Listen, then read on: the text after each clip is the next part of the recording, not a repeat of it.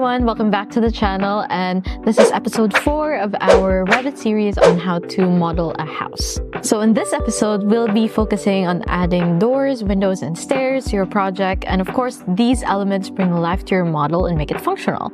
So let's dive in.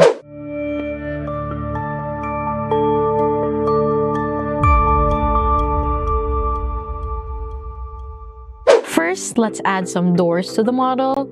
So you go to the Architecture tab, under Build, and select Door. So for example, you might choose a single flush for the interior spaces and double glass for the entrance. So once you've selected your door, place it at the proper locations. For instance, exterior doors go to the main entrance and interior doors provide room access.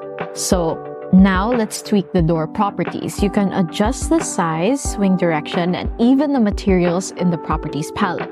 Make sure your doors swing in the correct direction so they don't clash with walls or any furniture. So when you need a door that isn't in your default library, you can just go to the Insert tab and then you click Load Family and import additional door types to match your design. So next we'll be installing windows, and just like doors, you go to the Architecture tab. Under Build, you select Window. So choose your window style, whether it's casement or sliding. You'll want something that fits both your exterior and of course your interior layout. Place the windows on the exterior walls and of course make sure they align properly with the rooms inside. You want them to provide enough natural light into the space. Also, don't forget to adjust the size and sill height. So symmetry is key. So unless your design requires something different, you have to be symmetrical. So for more modern designs or large facades, you can use the curtain wall tool to create expansive glass openings. So customize the grid and panel types for that sleek and modern look.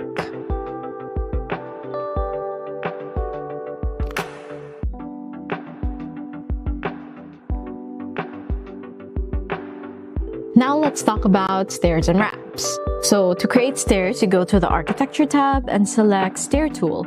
You can choose from different styles like straight, L-shaped, U-shaped, or even custom stair designs depending on what your project needs. So next, you'd want to draw the stairs from one level to the next, and as you do, make sure to check that the stairs meet code requirements. So you can adjust settings like tread depth and riser height in the Properties palette.